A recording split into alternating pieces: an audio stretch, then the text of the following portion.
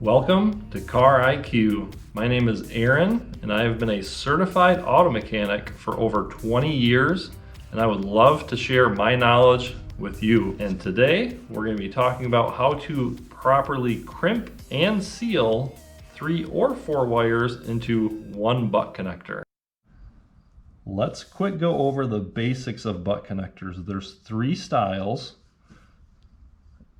The first style is going to be a bare or a uncoated butt connector. The second style is a coated butt connector, which is the exact same as the bare, just there's a thin coating over it to protect it. The third style is going to be a heat shrink butt connector, which is for use in outdoor conditions.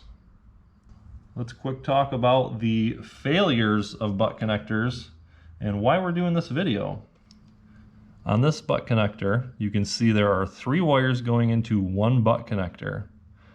But as you can also see near where this red stripe is, there's corrosion coming into the connector. It's very hard to seal these up properly. Most of them that I see come in are not sealed properly. And what I find is that the moisture is entering in through the 2 wires right there. And the reason for that is most people just figure it must be good enough to just heat it up and leave it that way. Here's another example of it. So again, you can see it's full of green corrosion. Got 2 wires going into one butt connector. These are real world examples that I found on vehicles and trailers. And again, there's always a gap between where the 2 wires go in. And we're going to talk about how to fix that, how to do it properly, and to not have corrosion coming into your butt connector. Step 1, let's gather some tools together. Tool number 1 is going to be a wire crimper. Tool number 2 is a wire stripper. Tool number 3 is going to be a butane soldering torch.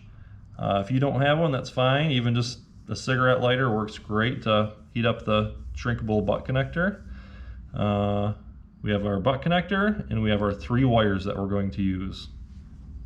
Step number 2 is we need to strip the wire sheathing off of the wire so that we can crimp it into our butt connector. The way to determine how much sheathing comes off, I like to put the wire up to the butt connector a little bit less than halfway through the metal portion. I can kind of make a mark.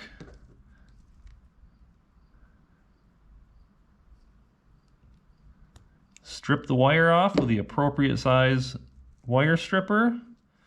I like to spin the wire a little bit to keep it all in place. We're going to do that 1 time.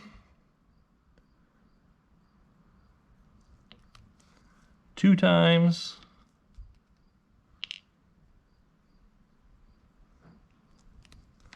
3 times.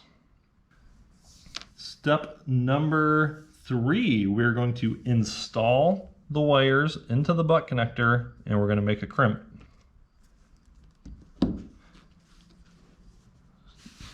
we're going to install the wire. We're going to use our crimping tool, and we are going to, on most crimping tools, you're going to have a bare crimping portion and an insulated crimping portion. And most wire crimpers will state what is what. The bare is going to have a dimple, and the insulated is going to have just a hollowed out portion.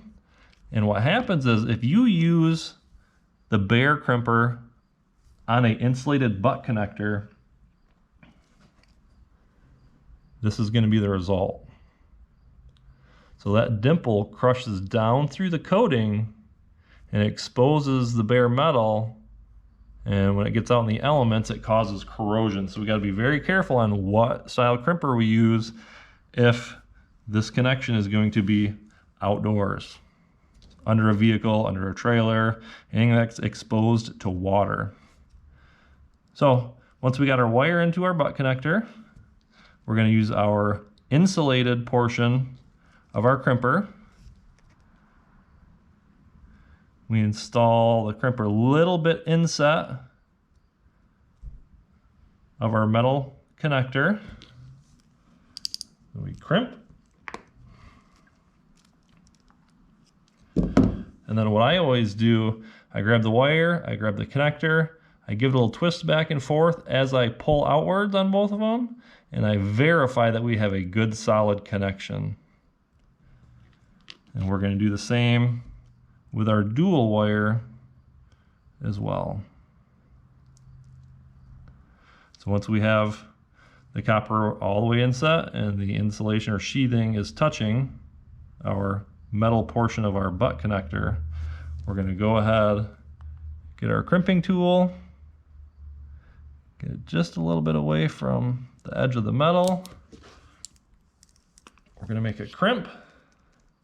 I'm going to grab my connector, I'm going to grab the wire, and again I'm going to spin and I'm going to pull outwards with both of them to make sure that we have a good solid connection. If you have a slightly loose connection, sometimes you just pull it, it won't come out, but if you twist and pull at the same time, sometimes it'll get to come out.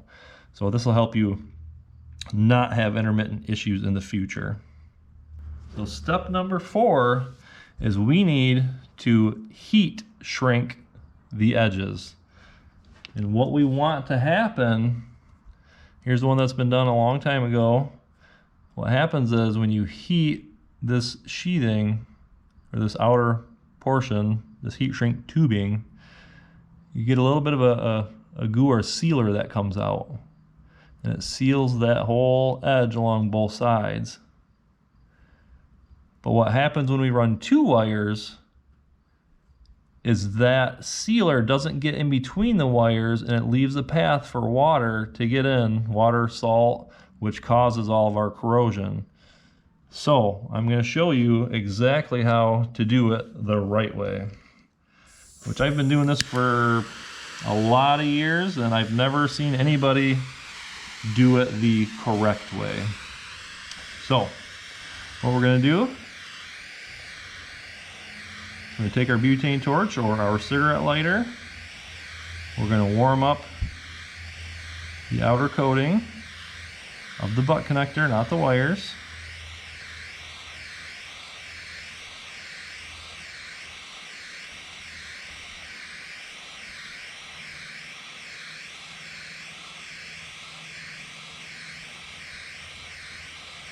We did it until the sealer came out.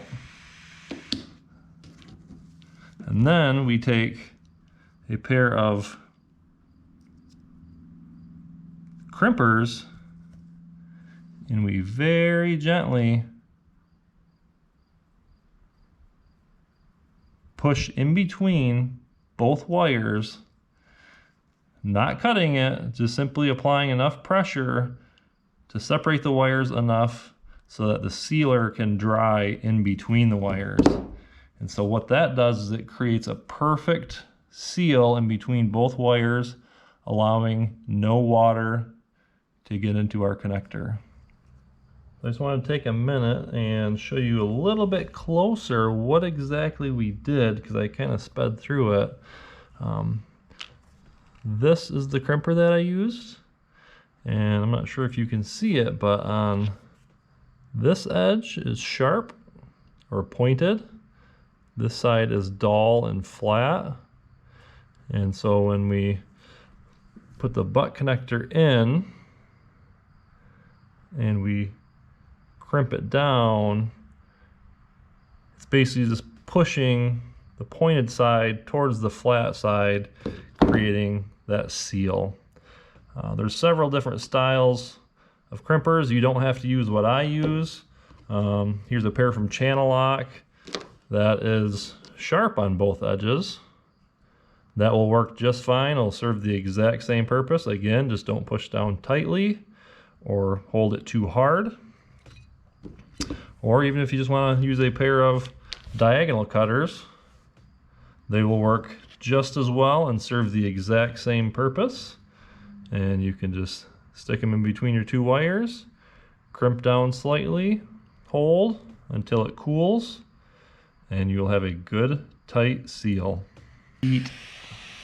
We're gonna go to the other side and heat this as well.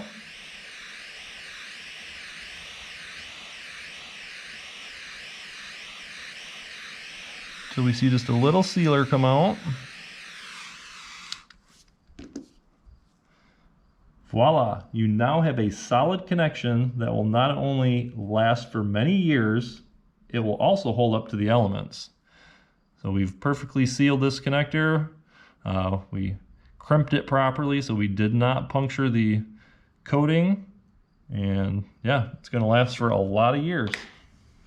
If you've enjoyed this video, please hit the like or subscribe button. If you have any comments or questions, just write them down below and I'll do my best to answer them. Thank you for watching Car IQ.